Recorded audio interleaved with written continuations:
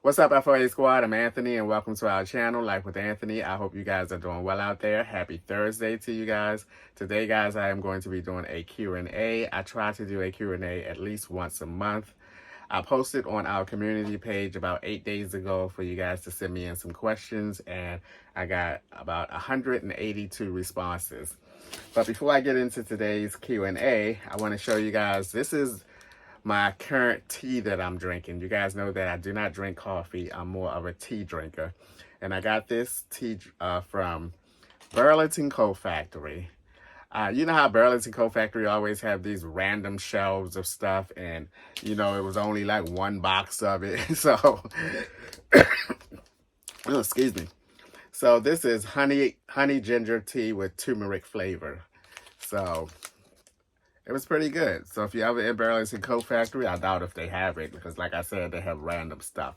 But enough of that. Let's get right into this Q&A because, as I mentioned, I got over 182 responses. Of course, I'm not going to answer 182, but I'll do my best to answer as many as possible. So let's get into it. Alrighty. The first question comes from... I'm going to spell it because I'm going to butcher the name. EFUA PhD asks, since your mom passed, may she rest in everlasting peace, does it make you think more about what you want to do with the rest of your life? It did with me.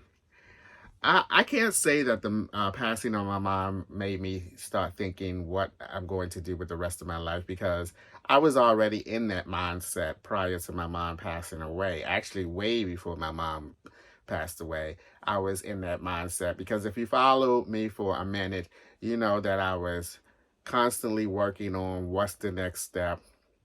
What do I want to do next? Do I want to buy land? Do I want to live on a campground? So I was already in that mindset well before my mom passed away. Okay, this is from user WW8Q6CB99I. Okay. Hi, Anthony. I love your cooking videos. Are you self-taught or did you learn from your mother? I think I started cooking a lot more once I moved out on my own. I moved out on my own when I was 23 years old, got my first apartment. And, you know, I just started cooking. I can't recall myself being in the kitchen a lot when my mom or my dad was cooking. So I can't say that that's where I gained my interest in cooking. I just think when I moved on my own as an adult, I had to learn how to cook. And I just started cooking, and over the years, it developed into something that I really, really enjoy doing, and I really enjoy eating food. As you can see, I am becoming pleasingly plump here in the past month or so, 2 months actually. But yeah, I kind of learned over the years, and I watched a whole lot of cooking shows on the home cooking show on cable. What is it? It's not HGTV because that's HGTV is when they do like home improvement and stuff like that. Well, anyway, on one of those shows, I used to come home from work and watch the evening lineup with Ina Garden and Jana and all of those cooks, Rachel Ray. I used to watch them faithfully almost every day when I came home from work and just started, you know, gaining and more interest in cooking and everything. I don't consider myself a good cook. I think I cook well enough for myself. And what I like about me and food is I'm not afraid to try different things, and it doesn't always work out, as you guys know. But it's fun trying and coming up with things. Some people take food and cooking too serious. I don't. I like to experiment. If it comes out right, wowza. If it doesn't, you know, so be it. We try again the next time. All right.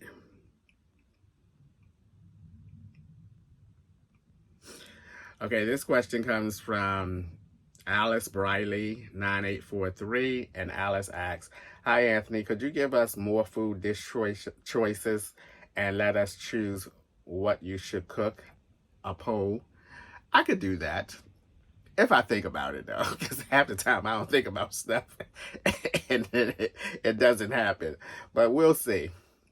I did do that for my first meal here to cook on in new trailer, and the chicken parmesan one. So you never know. All right, this question is from Ketaboo316, and Ketaboo316 asks, "Hey Anthony, have you considered a water filter to attach to your water line? Also, have you thought about getting wheel chocks and levels for campers, just in case you ever come across a campground that is not leveled?" I have all of those things. At the time that this question Q&A was posted, I may not have had, I think I did have the chocks and everything. I did have the chocks because I actually bought the chocks from the dealership when I picked up the trailer. So I had a lot of things, but the first time that I showed the trailer at the campground that I recently left, I didn't have all those things hooked up. I didn't have the water filters. I didn't have the chocks behind it. But I now since have the chocks under these wheels here. I did a much better job at this current campground that I'm at now at leveling off and hooking everything up. Just got to get that backing in better. But I had a lot of things prior to you guys sending me your questions. I just didn't use them, like the water regulator on the outside water spigot. I had that, but I just didn't remember to put it on. I also I'm waiting on my surge protector. That's coming in. Supposed to came yesterday, but it's coming today, hopefully. So I had a lot of things, or a couple of things. I just did not use it at the time, but it's a lot better hookup now than it was at the first campground that I went to when I first bought this trailer. Okay. This next question is from Patricia Richardson, 717, and Patricia asks, "Good afternoon, Anthony. I was wondering if you will convert your van back to its original state since we now have a travel trailer. I'm so excited for you, and I feel like it's happening to me as I watch your content. I'm intrigued each day, each and every episode. Honestly, I can't look away. Neither do I want to. Keep up the good work." Thank you, Patricia. I have no intentions on converting the minivan back to its original state. I think it's going to serve a purpose, not as big of a purpose prior to getting this travel trailer, but my main purpose now for the minivan is to tow this travel trailer. And then on times that I am not taking the travel trailer with me, like when I head back up north, I'm not taking the trailer with me, so the minivan will maybe serve as me sleeping in it one night while I'm up there, maybe not, because y'all know how I am. I hotel it, but we will see. Also, I'm planning on keeping it that way because I now have the capability of taking a friend with me camping. It's not that I have a lot of friends that I can ask to go camping with, but I do have a couple that I can ask, and it can be a secondary sleeping area. Also, it's extra storage now. I took a lot of things from the minivan and put here in the camper, but I can use it for extra storage. Now, what I am thinking about is I'm thinking about getting an e-bike, and I'm going to take 2 of the storage boxes and stack them on top of the other ones, because it is built that way where you can stack one set of the storage boxes on top of the other, and you'll have that cargo space behind the driver's and passenger seat. And I can easily keep or transport an e-bike in that area. So we'll see. But I don't have any intentions on completely taking out the kit that I bought from Canada. No, I don't want to do that. I still love the outdoor kitchen, which I can use and will use in the summertime or good weather days rather than to be cooking indoors. I will be doing my cooking outdoors, so it still will serve a useful purpose. So I'll keep it as it is.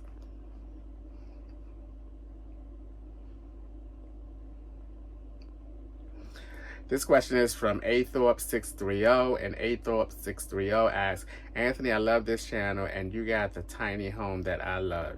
Do you have any favorite fruits? You don't eat a lot of them. I do not eat a lot of fruit. I do not even eat a lot of vegetables. I don't know why. But as far as fruits are concerned, I would say that watermelon is my favorite fruit. But watermelon can be a hit and miss because I like my watermelon to be sweet. And there have been several times where I bought some watermelon and it was not sweet. So, but watermelon is my favorite. I also like bananas, but again, bananas for me are also hit and miss because I too like them to be sweet, and I tend to buy too many bananas. It never fails, and one or two of them end up going bad. But watermelon and bananas are my favorite fruit. I like navel oranges too, but those things are like what, almost $10 a bag. No, thank you. All right.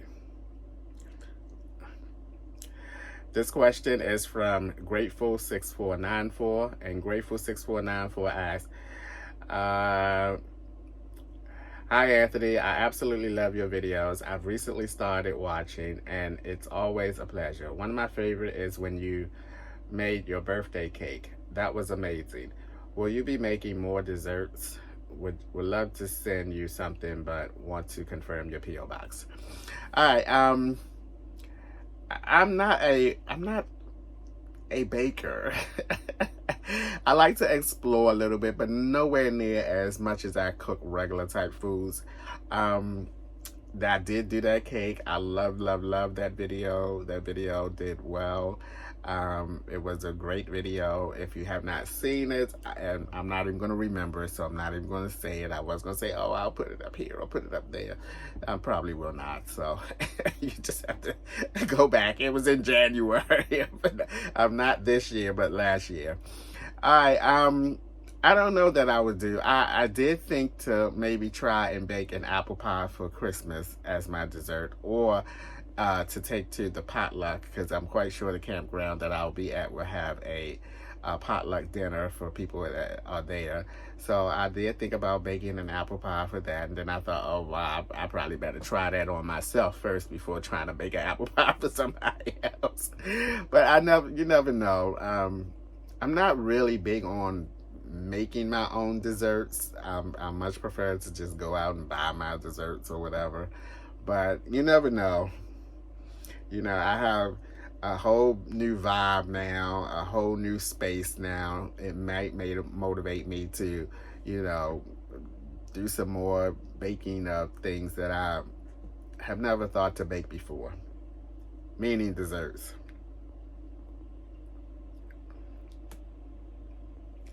All right, this question is from Roman Rose Barrow 1111.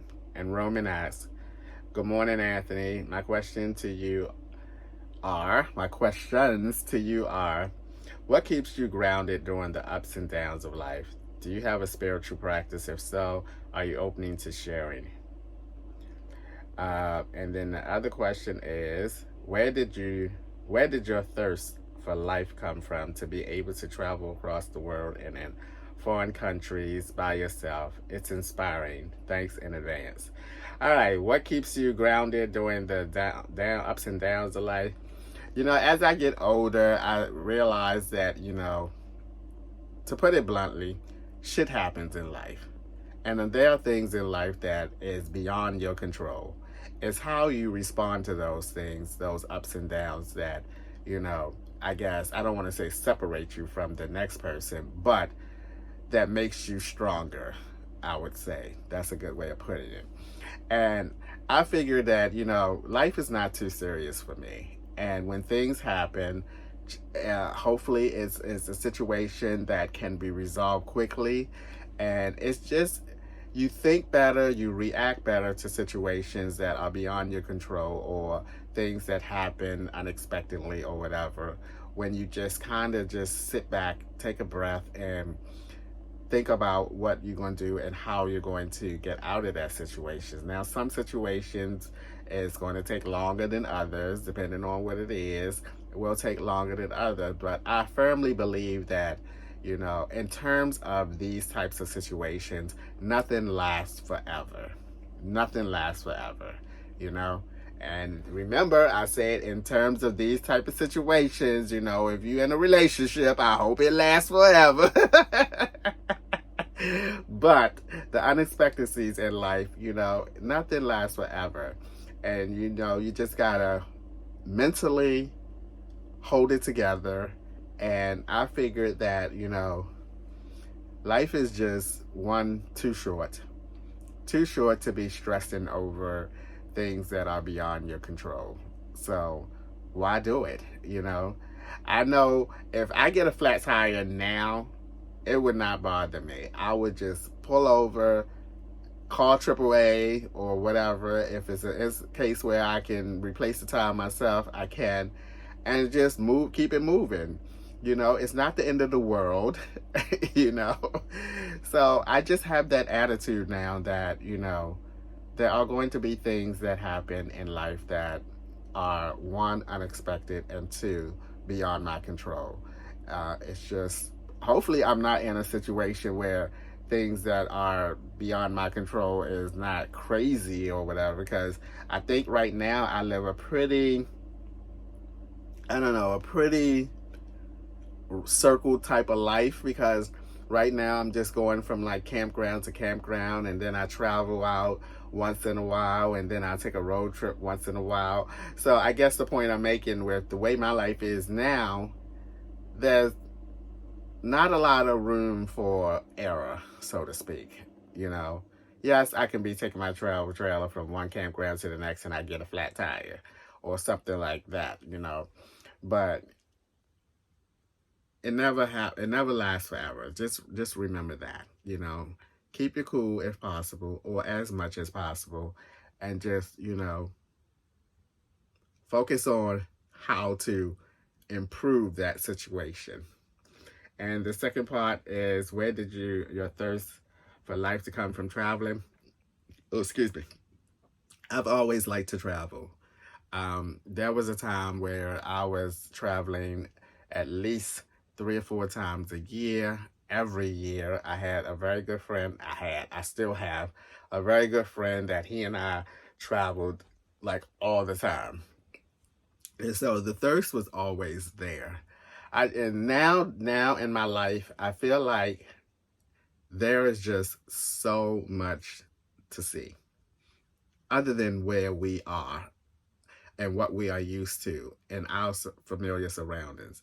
There's just so much out there in this world to see, and I would like to see some of it. I'm very thankful now that I'm in a position where I can go and see some of these places that once was just a bucket list, so to speak. And, it's so refreshing when you go somewhere that is so different from what you are used to.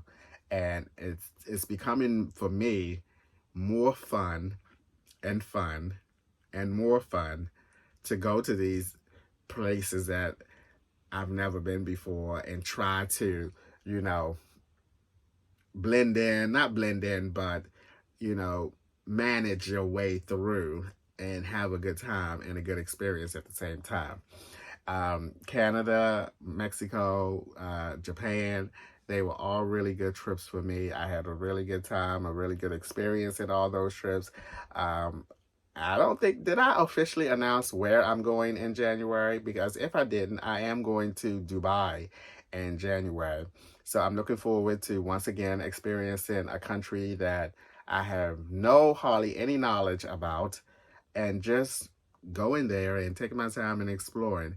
So yeah, it's really great. It in some ways can be like an eye opener, because you're so used to what's going on in your country that when you go to another country and see how they operate, like I thought Japan was so efficient.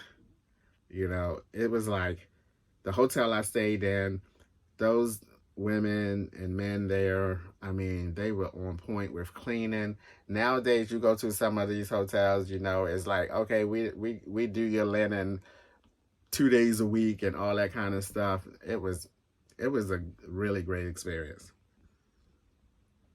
Okay. This question is from Miss Q7460. I really, really love this question.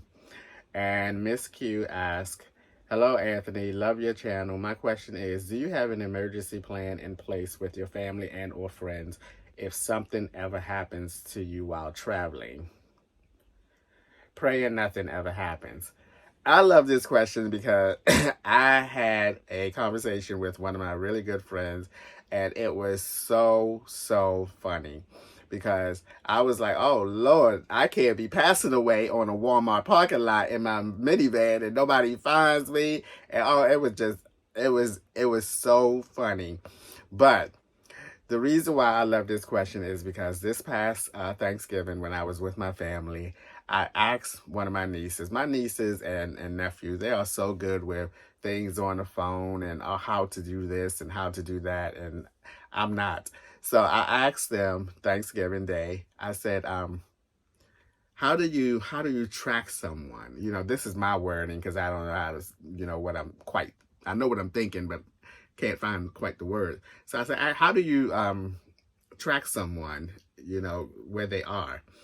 And so they got on my phone, they took my phone, and they all are a part of, see, this is how I'm late to the party again, just like getting an iPhone. My whole family had an iPhone. I refused to give up my Android for 20 something years and finally did. But they all are part of a app called Find Your Location, and so they incorporated me into that circle, and now they know exactly where I am, or at least where my phone is, and hopefully I'm going to be wherever my phone is at all times. And so now my three nieces and my sister know exactly where I am because we're all a part of that Find My Location? Let me see. I think it is. Okay, yeah, here it is. Yeah, Find My Location. Yeah, so they know where I am. Yeah. There was a couple of times where I would text a group text and text them and say, hey, I'm here at this campground. I'll be here until this date. I did do that a couple of times, but now, like I said, we're all a part of the Find My Location. I know where they are and they know where I am. Okay. This next question is from Candace 9443. Happy Wednesday. Okay, it's going to be happy Thursday. When you're pulling your travel trailer, do you have issues when passing 18-wheelers with the wind that accompanies the pass? Or what speeds are you able to travel safely without seeming like trailer is losing control? Or is it not an issue? Do you have to rearrange things after traveling? Well, does everything fly around? Thanks in advance. Okay, as far as securing everything, when I went from the first campground to this campground, everything that I had in my little Lazy Susan, all my seasonings, everything that's sitting on top of the counter, I put all of those seasonings into the sink. And they fit in there nicely. It was just enough seasonings and everything that fit right in my sink, and that held that. Then the sofa that I'm sitting on in the inside, I lift this up. There's lots of storage underneath here. I put everything that was on that counter under here. I have a box here. I kept one of my Amazon boxes. I'm going to get a proper bin from Walmart. I put that in here, but for now I have that Amazon box, and I put all that stuff that was on there inside here. I took this table, I unfolded it, I laid it on the bed. I took all my artwork down, my mirror, I put the mirror in the floor of the bathroom, and I put the artwork and everything on top of my bed, which stayed put. And that was basically it. It's not a lot in here that I have to tuck away while before I take off. You know, just my counter stuff there, and things off the wall. So not a lot, and everything stayed in place very nicely. Alrighty, let's see what else. All right, as far as speeds, driving and towing this travel trailer, Michael told me that, you know, the speed for it was 55 miles per hour to 60 miles per hour, and quite honestly, 55 miles per hour is just too slow for me. I couldn't do it. I could not do it. I could not maintain a 55 speed. It was too slow. So I went up to 60. So I use my cruise control all the time when I'm on the road. I love, love, love, love cruise control. I would never ever buy a vehicle that did not have cruise control. It keeps you at a steady pace. You can relax your feet. And so I set my cruise control the majority of this trip from Maryland down here to Florida at 60. And that seemed a little better. Of course, still everybody was passing me and this, that, and the other. But 60 felt a lot better to me than 55. So I'll be doing 60.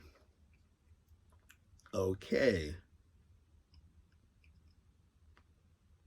I have no problems with tractor trailers, 18-wheelers passing me.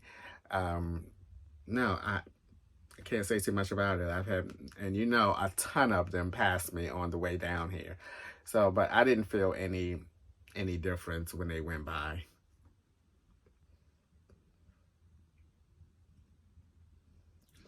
All right, this question is, here's another question from Patricia Richardson, 717. Anthony, have you been able to assess how often you will need to replace the propane tank?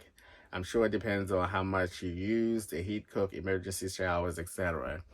I have not been paying too much attention to it. I did buy as I showed you guys on my Amazon haul, I did buy a gauge to kind of assess how much you have in there. But I just topped it off anyway. And when I topped it off, as I mentioned in my last video, that I was at that campground for 11 days, and I only used 1.7 of whatever propane out of 4.6. As I mentioned before, the guy, I asked him, what's the number when this is filled up? And he said 4.6. So I only used in 11 days 1.7 of the propane. So I would think that the propane I have a 20-gallon propane tank. I would imagine that it's going to last for at least a month.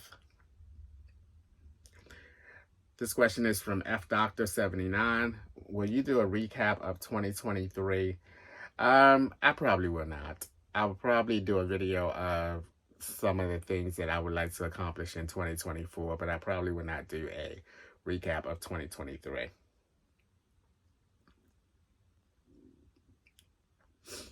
Okay.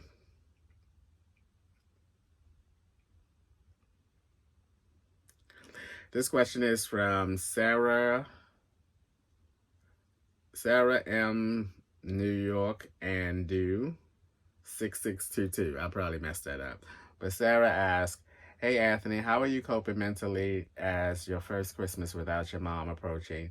Praying for you. She raises a gentleman in you. Your channel growth is a testament.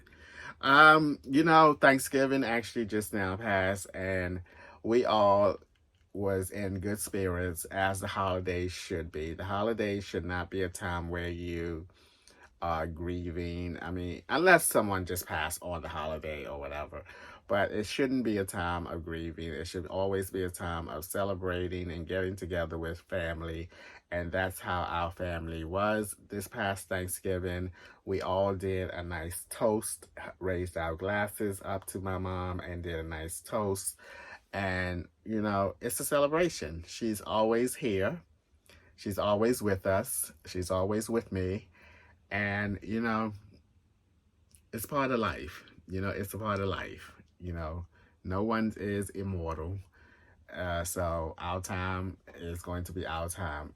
But as far as the holidays, we continue to celebrate our mother's journey and her life, and we don't look at it. I'm glad that it did not turn into a sad situation, and it was more like okay, let's raise our glasses to our mom, and it was very nice.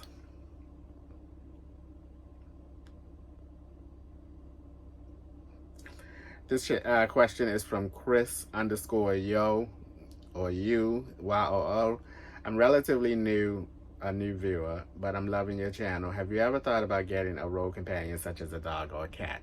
I had mentioned a while back that I was thinking about getting some type of pet, and that was when I had a minivan. But I have something different now and something bigger now, and I'm still not thinking about it. I still am not thinking about that because right now I love just being responsible for me. I will say that if I do decide to do that, I have a much proper space to have like a cat or a puppy or something like that. But no, I'm not thinking about that.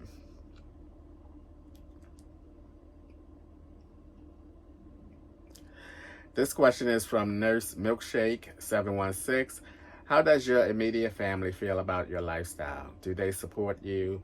Have they always supported you? Do you miss having a life partner, or do you feel you're better off solo? Okay, as far as my family, when I started van life, I was 40, let me see, 9 years ago. I'm 57, 48. Yeah, I was 48 years old. So basically, what could my family have said? I'm not a child. So what could they have said? I was 48 years old when I started van life. Don't you do that. What's wrong with you? No. I think, like most people who start van life, their family and friends react as, maybe puzzled a little bit, maybe a little confused as to why I'm doing this. I think the main thing was, they had a lot of questions, which to be expected. How do you do this? How do you do that? How do you stay warm here? How do you stay cool here? All the basic questions that I still even today get. But the thing is, my goal was to make my mom understand and know that I'm okay. Yes, I might be sleeping outside in my little SUV and it's freezing winter, but you need to know that I am okay. So each and every time I saw my mother, she saw, the same old me. She didn't see like, oh my God, my health is deteriorating because I'm sleeping in the car. What's going on? This, that, and the other.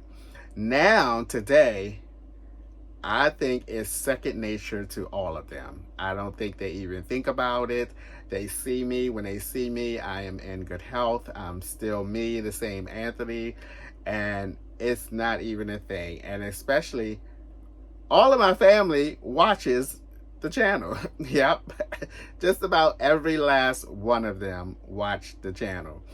And they are enjoying it. Because they're just seeing they seeing me. So it's just like they get to visit with me more often, even though I'm not like physically there. So I think that they are enjoying it as well as I am. I think I don't know whether they were shocked about, the growth of the channel and how I'm able to, make a living and earn a living off of YouTube. But I think that they are really, really enjoying it. And, sometimes they would send me a text and say, I watched your last video, this, that, and the other. But right now, it's second nature to them. I don't even think they even think twice about it now.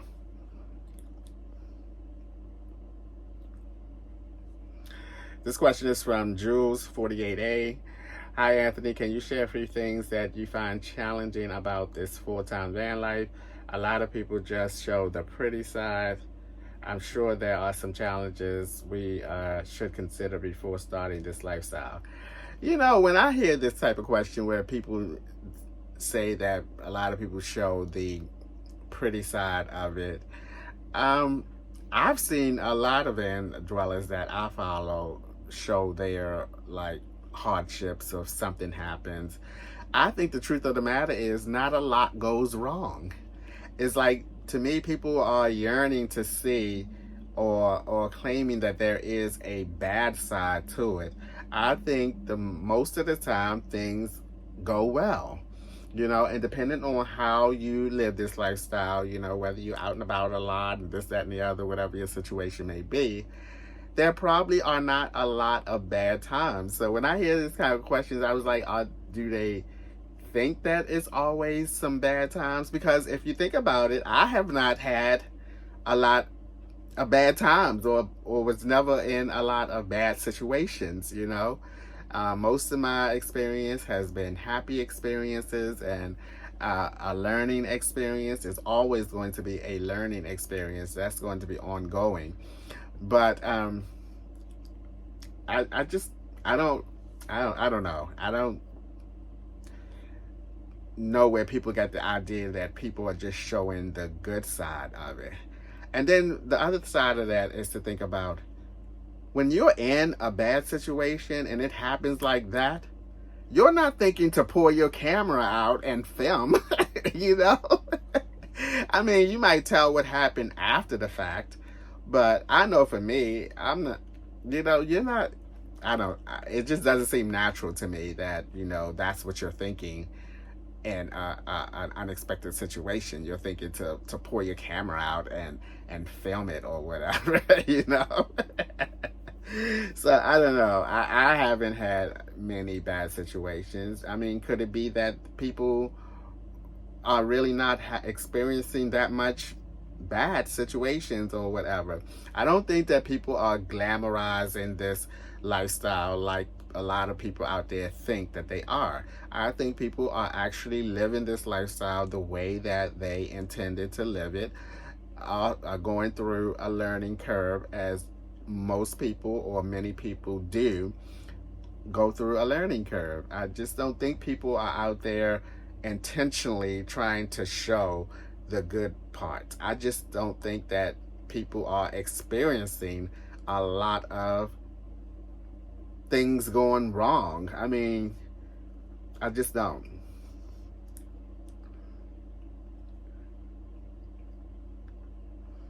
Okay. Trying to scroll down. Where we at? 37. Okay. Okay,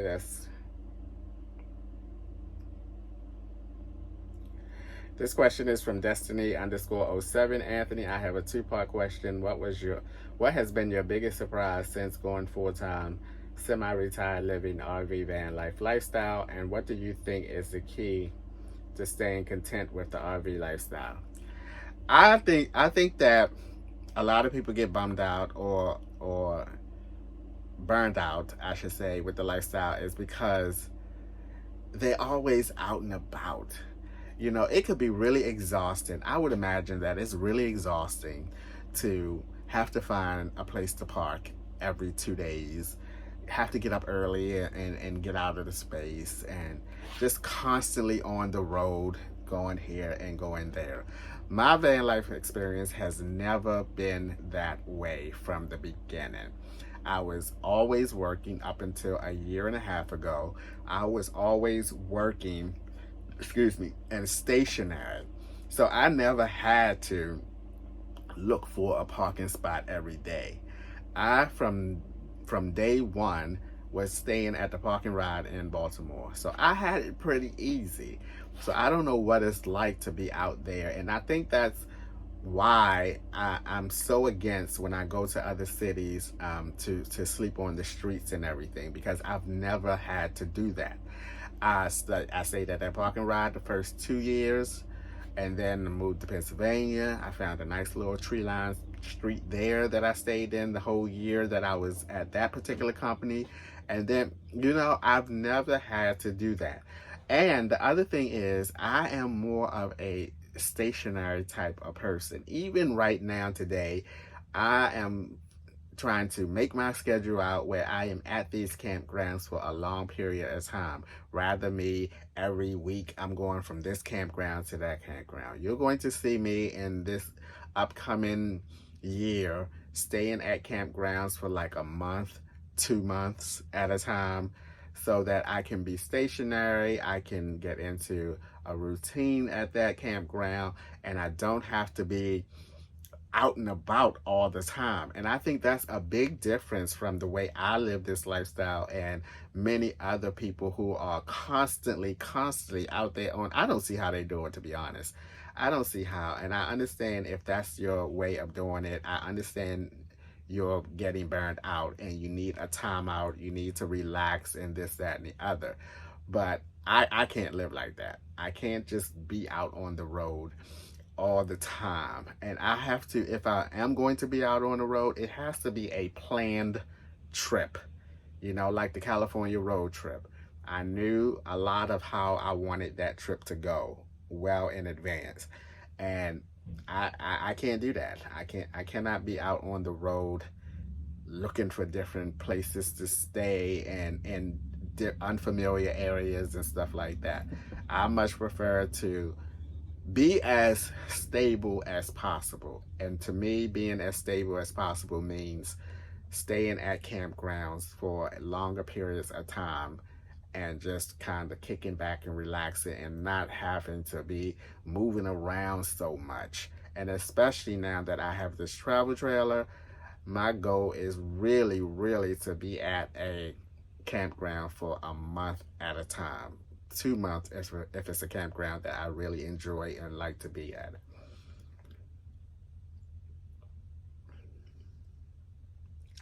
I said this before on one of my videos that my biggest challenge for this lifestyle for me was finding somewhere to be all the time and occupying that time where I'm going to be. Because you're actually, you know, you have to actually be somewhere all the time, you know? And that's why I love the fact that, you know, I've gravitated towards the whole campground lifestyle, because I'm not about to rough it. I don't have to rough it. You know, people rough it when they first start out until they get the hang of it, until they learn how they actually want to live this lifestyle. And then they slowly progress and progress and progress. Whether it's going from starting out in your little car, and then you get a van, and then you get a Class B. It's all about progression if you are in this lifestyle for a very long time, or intend on being in it for a very long time. Okay.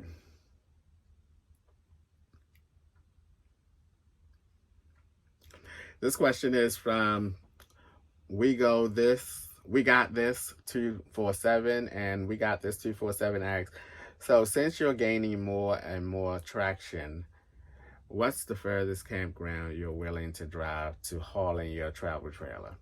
Well, so far, I do foresee me next year taking the travel trailer from here in Florida to Ohio. I went to a campground in Ohio, Freedom Valley. I like that campground. I think I'm going to like it a lot better because I have a travel trailer now. I was in my minivan at the time, and I was in the overflow section, which was a grass section, and I had water and electricity. But this time I will have an RV site. I like that campground. I enjoyed that campground. They had some unique events there that I had not seen at any other campground. So I'm looking forward to going back to that campground.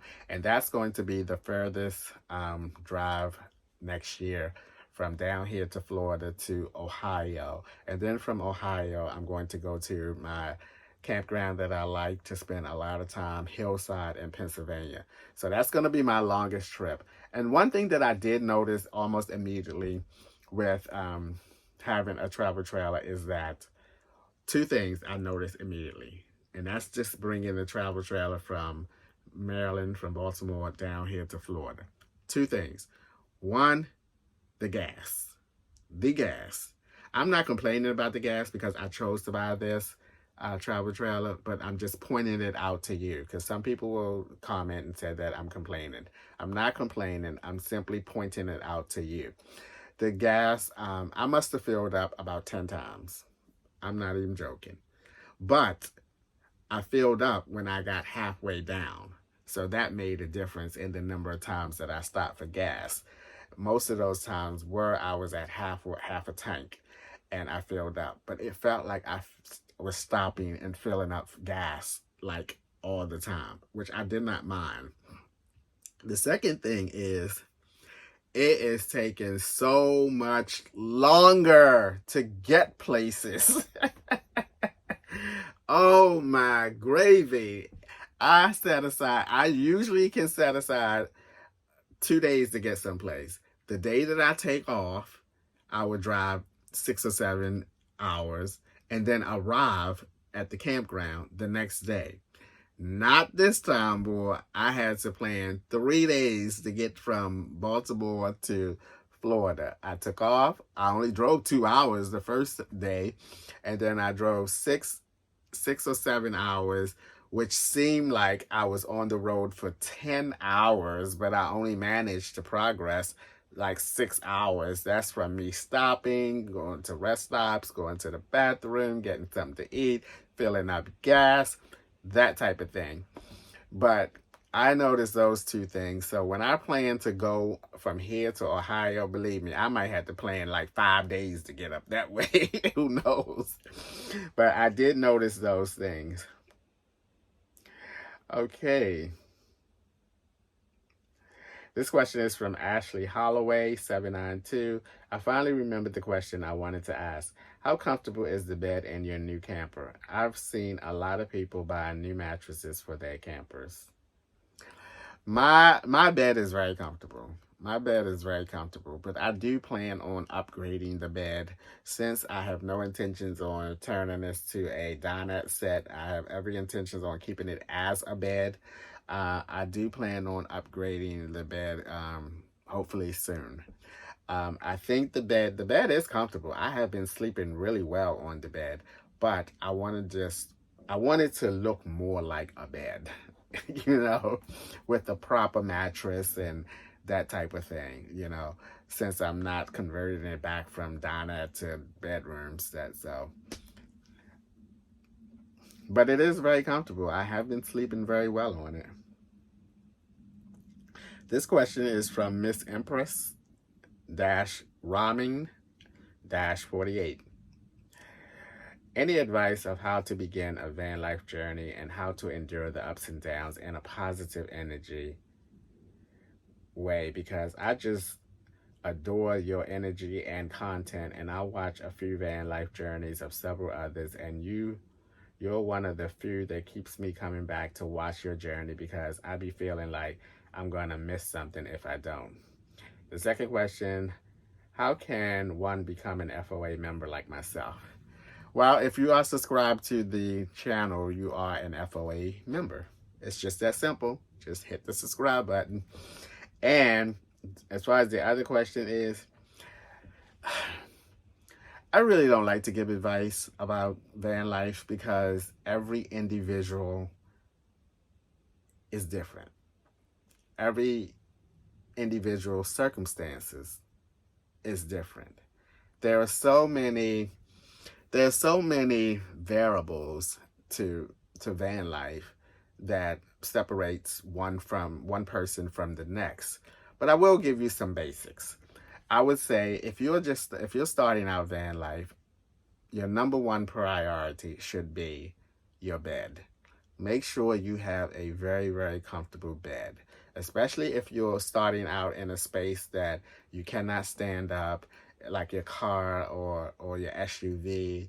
You want to make sure that your bed is as comfortable as you can get it in that space.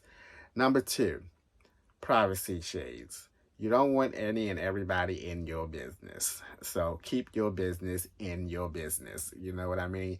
So get yourself some privacy shades.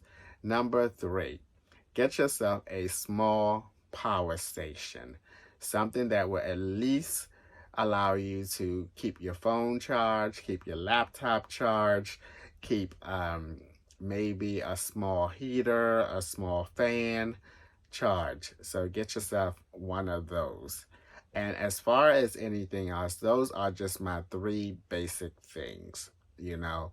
And I think those three things are universal. I don't have a whole long list to share with you guys of doing this and doing that because the variations are just too different. You might be in Florida and I'm in up north. You might be in Miata and I'm in an SUV. It's just too many different variables to say do this. But those three basics to me is a good starting point no matter what type of vehicle you are in. And then I'll add this to it as well. People always ask me, how do you stay warm in the wintertime? How do you stay cool in the summertime? My best advice is to stay out of your vehicle as much as possible. Don't be hanging out in your vehicle in 90-degree weather and 31 degrees weather. No, stay out of it. Utilize your services around you, like the library, like a mall, like the gym. I rarely stayed in my vehicle during those times, you know. Of course, I was working. That took up most of my day.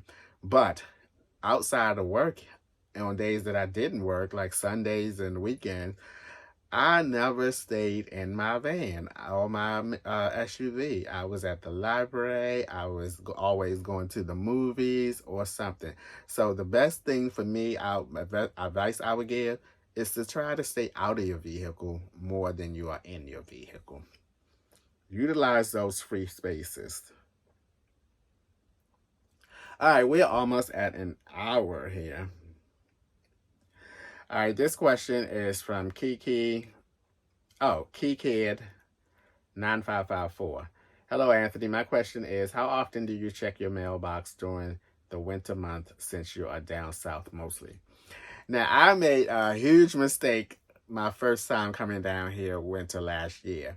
And that was, I called and I put a hold. Okay, I'm not going to go into that story. I really don't want to go into that story. But I made a mistake. But I checked my mail. I went up there. First of all, I called them. And I called UPS and let them know that I was going to be down south and I know y'all want to hear the story, but I'm not telling y'all, okay? So don't ask. Okay. Excuse me. So, and they told me to just, you know, they will put the overshare, the mail that doesn't fit in my slot, they will put it in a box and collect it in that box and give it to me whenever I come back. It was just that simple, you know. So I go there and I have a ton of mail in UPS and a ton of mail in the post office. Please don't send me any mail at the post office because those people already are fit to be tired with me because I'm getting all this mail and I'm renting a little small box like that. So at this particular time, don't send mail because I'm not going to be up there for, gosh, I'm going in January. I'm going to go do a mail swoop and get everything, and then I won't be back up that way until April when I do my taxes and everything. But it hasn't been that bad this second time around so far. But I usually try to go up there a couple of times. I don't do any special things like have them send my mail to here, to there, or whatever, because quite honestly, I don't think that far in advance. But I think that's going to be it for today. Okay, I'll ask a couple more, and you guys can decide how much of this video you want to watch, because these are some really good questions. Okay, this question is from Tamia.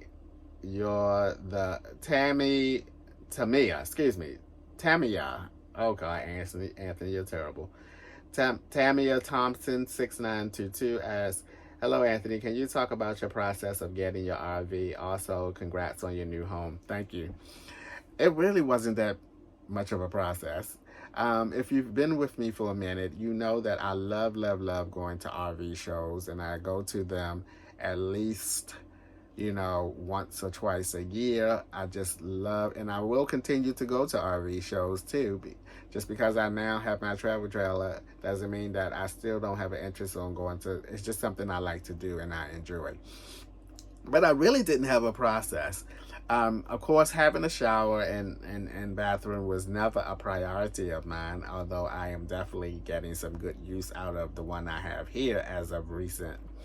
But I really didn't go to a process. I think when you buy something like this, a travel trailer, you just have to understand and know what you want from a travel trailer, and then decide, and then look at the different types of travel trailers that fits your needs, and then determine, how much money you want to spend on a travel trailer.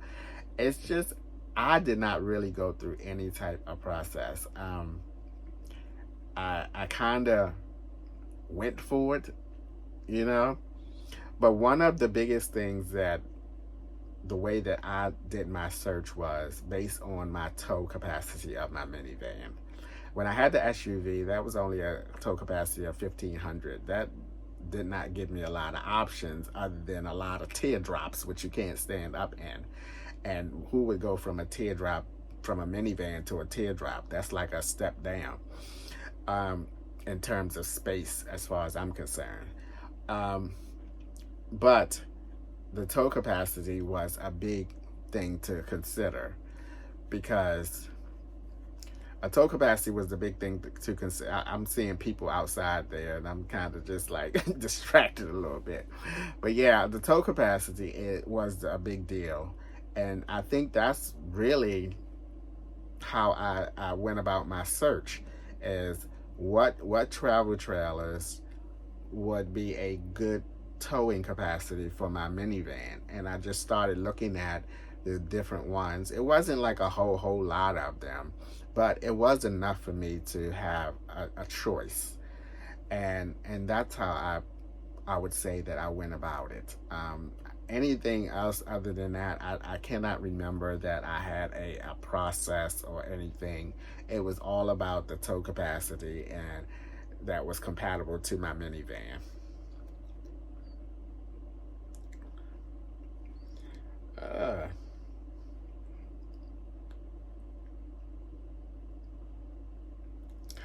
okay, Kiki Goodwin 2766 asks, have you ever considered doing a camping meet and greet? I learned so much about camping through you. I would do a camping meet and greet, except I'm not familiar with other campgrounds. If I was to ever do a camping meet and greet, it would have to be organized by somebody that is in that state and knows that campground, and they would have to organize it for me, because again, I don't live there. I don't know what campground is best to do it and all of those things. So I would be willing to do one if someone is willing to put it together and organize it for me. But other than that, I probably would not do it myself unless it is a gay campground.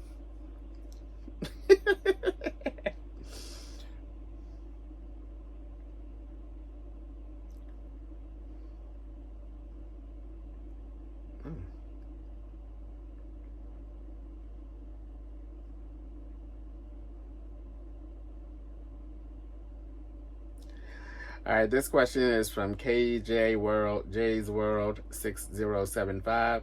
Is it hard remembering all the steps to maintaining your new homestead? Has it been worth it? Well, first of all, it has definitely been worth it. I've only had this now for maybe 2 weeks or so, 2.5 weeks. It has definitely been worth it. And yes, it is hard. I am trying. Well, I think I got the hoses and all that kind of stuff. I got that down. Y'all know what my problem is. Not my problem, or my challenge, I should say, is the backing up. Once I do that, and also, I like to get a little better at leveling it up. I did do a better job leveling it up this time than I did the first time. The guy that helped me to back up this time, he gave me a small leveler. It's a two-section leveler to level up the back and the front up and down. So that is definitely going to help me moving forward. But it could be a little overwhelming at first, but like all things, practice and doing it over and over again, you become better and better at it, and before you know it, everything will become second nature to you. So yes, while I am struggling parking and backing up, I don't think that's going to last forever. It can and has been frustrating to me so far, but I also tell myself that this is new to you. It's going to take some time. You're not used to backing up a travel trailer, So it takes time.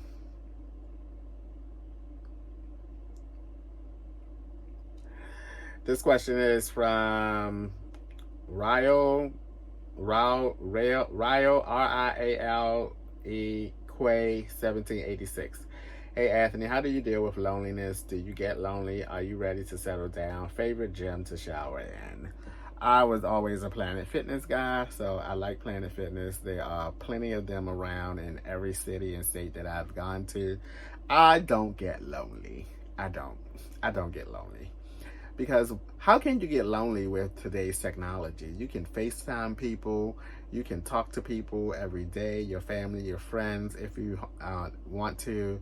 So I don't get lonely. I have at times got restless because I made a video or two about it, and I have gotten restless at times, but I've never gotten restless at a campground.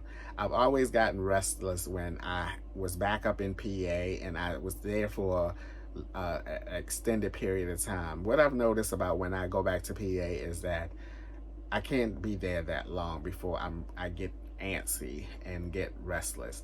So I tend to go back to PA now just to pick up my mail, go to my storage unit if need be, and then maybe take off in a day or so.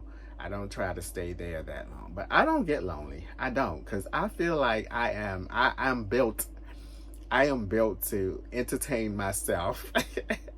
I am built, especially I'm mostly at campgrounds anyways, so it's things to do here. Maybe not so much during the week as the weekend, but no, I don't get lonely. And again, how can you get lonely when, you can FaceTime your friends, you can talk to people every day or stuff. I just think that there's no reason to get lonely if you have family and friends, because you can always reach out and talk to them and FaceTime them. It's just like they're there and you're there. Okay, K Kai, I messed that up. KAYE 08. Can we get some family content with your siblings? Maybe how they feel about your YouTube fame. First of all, I don't consider it to be fame. I know a lot of you do, but I don't. Probably not. And I say that because I'm rarely in Baltimore. I make it my business to be there during the holidays. Well, I won't be there at Christmas because I'm going to a trip in January and I'm not going back to Baltimore and then come back down to Florida for that. No, but I'm mainly around my family and friends during the holidays. And maybe if it's a special occasion, like somebody graduating college or somebody graduating this or that, I might try to make it then. But I'm not there all the time in Baltimore. I'm always out and about. I'm at a campground or, traveling, road tripping, and all of this type of things. And I've never asked my family to be on the channel. If they were to say to me that they were interested in being on it, then, yes. But you're probably not going to get too much content than what you got on Thanksgiving video that I did. So, not. I do have my second oldest niece. She does want to be on the channel, and hopefully I can go visit her. And she probably looking at me right now like, Uncle Anthony, I heard that before. Oh my God.